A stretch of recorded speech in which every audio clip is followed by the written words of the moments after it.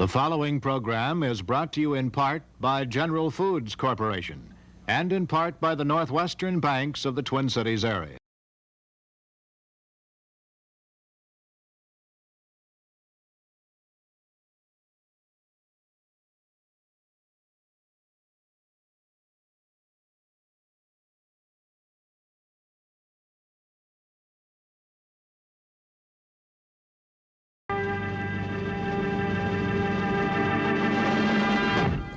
Good evening. Tonight on More on Sunday, what did you do in school today? A report on the recent charges of violence and extortion in St. Paul Junior High Schools. We'll look behind the headlines to find out what's happening, why it's happening, and what's being done to stop it. We'll also go to Lake Superior, where two of the last survivors of the great commercial fisherman disappearance are still hauling in the nets and aren't quite ready to admit they're nearing the end of their line. We'll be back with the story of violence in the schools in a moment.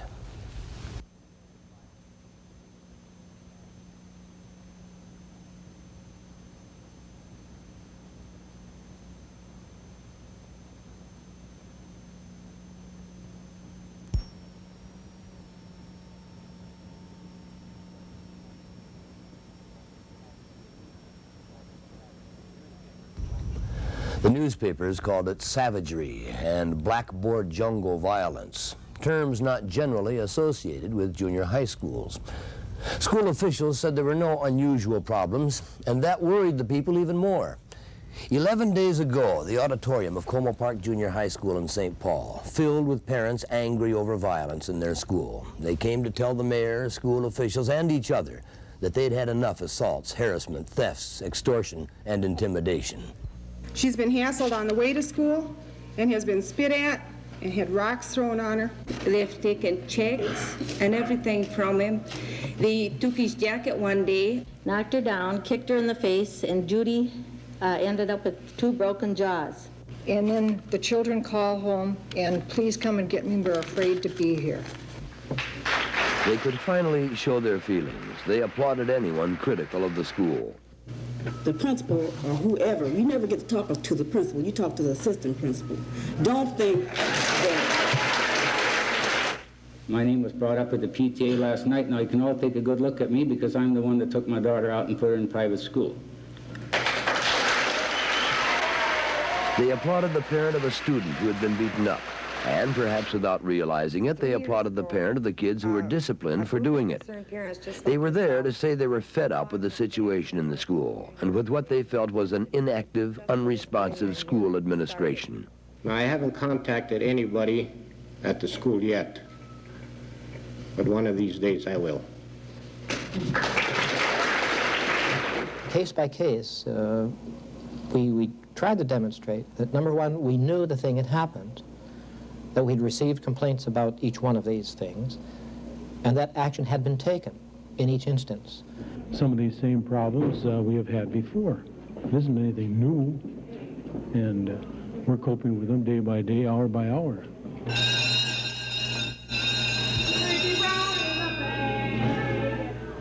Como Park Junior High School has almost 1,000 students, mostly middle and lower middle class, mostly white. There are 103 black students, 12.7%. Well, like I was telling you before, some of the parents that got up and complained last Wednesday, their kids are some of the biggest troublemakers here at Como. 2 of the people I know, that I watched them speak, and all I could do was sit down because these 2 clowns are 2 of the biggest jerks we have. Yeah. Maybe they believe their children. They think their children won't lie, but let's face it, children lie. Como's teachers are divided on the issues, but nearly all of those we spoke with just don't think the situation is as bad as many people seem to think. Kids of this age are a very volatile bunch, you know. My goodness, they take after one another for almost any reason, or no reason for that matter. This is nothing new to junior highs, and anybody, I don't care if it's in the suburbs or where it is, I'm sure this is standard operational procedure for these kids of this age. In the last 2 or 3 years, we've had really bad physical violence, and that's what's disturbed me. But I don't think we have got a terrorism or what's that other word that was in the headlines? Savagery in the school. We have some savagery, doggone it, Bill. When a kid gets knocked down and stomped on, Yeah, right. We got the incidents of that, right? But a pervading atmosphere, I don't know. No, it isn't I don't really believe it. We got some people here, they don't belong in this school. Well, I don't know with that. Every junior high in the area I could point to kids and say, he doesn't belong here. He doesn't function in the setting we're providing for him. But unfortunately, we as a society don't really have the alternative for him at this time. And the legislature says he's going to be in school until he's 16 years of age. Somebody's got to have him. But I don't think the problems are as great as, personally, this place is a piece of cake to work in compared to what it was 4 years ago when I came here. This is 8th grade English social studies. They talked about Como's problems the week of the mayor's meeting. They continued the discussion for our benefit. It sounds to me like what you're saying is that maybe sometime a person could go home and say, gee, Mom, I might get beat up, and it also happens to be a really nice day, and you'd rather be doing something else than stay home. Would you ever do that? Yeah, no, I didn't do it, a lot of people do it. Do you think that does happen, that kids do use these rumors to their own advantage? Yeah. I know last Thursday when we talked about this, and I asked how many of you had personally had anything happen to you this year that was different from any other year. I think there were maybe 2 people in here, and lots of people had heard things. But it wasn't the sort of concrete evidence that you can really base anything on. Terry? My dad, he doesn't ask me what's going on here. He just believes all the rumors. And so because his friend works with this one lady that has some kid going here. I don't know who he is. And she went and told my dad's friend that the school is really, really bad. That's what she heard from her child. So now my dad believes all that. Well, if they hear the rumors long enough, who's going to listen to your own kid? I mean, well, I heard it from the neighbor, and I heard it from your mother and all this stuff. Who's going to believe your own kid? Como is in the midst of a new busing program to meet federal and state desegregation standards. Black students are bused in from the Summit University area, almost 50 of them, almost doubling the black population here. It's the kids from the Marshall area that the controversy is about. And if the parents didn't talk about race during their meeting, it wasn't too far below the surface. Hey, come on, you guys!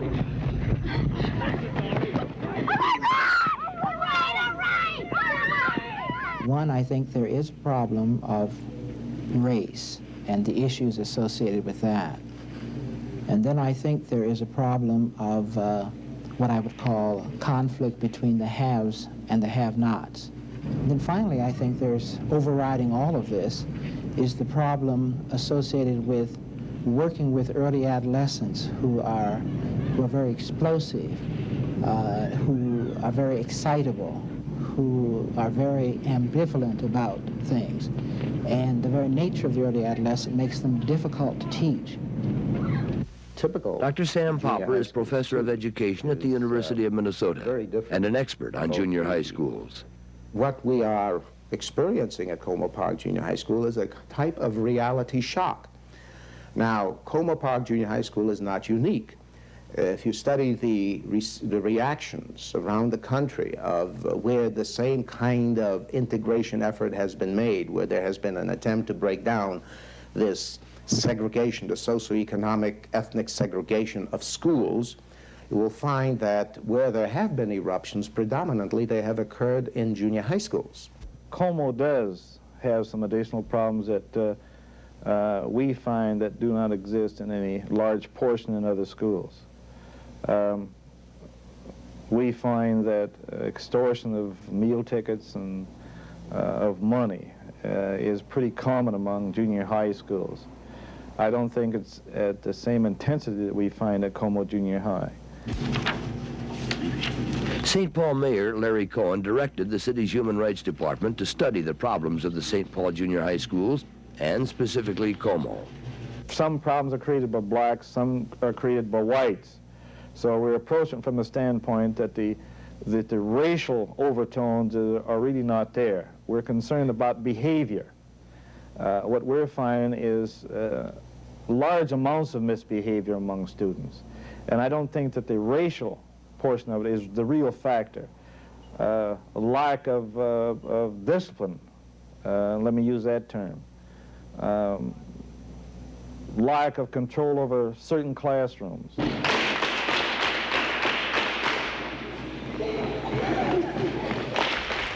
The report won't be issued until next week, but we've learned that it will say there are problems at all the junior high schools, but that Como is worse. It will conclude that lack of discipline, not racial conflict, is the major cause of the problems. That kids aren't being controlled as they should. That some teachers, particularly white ones, aren't disciplining the kids, particularly black ones, as they should.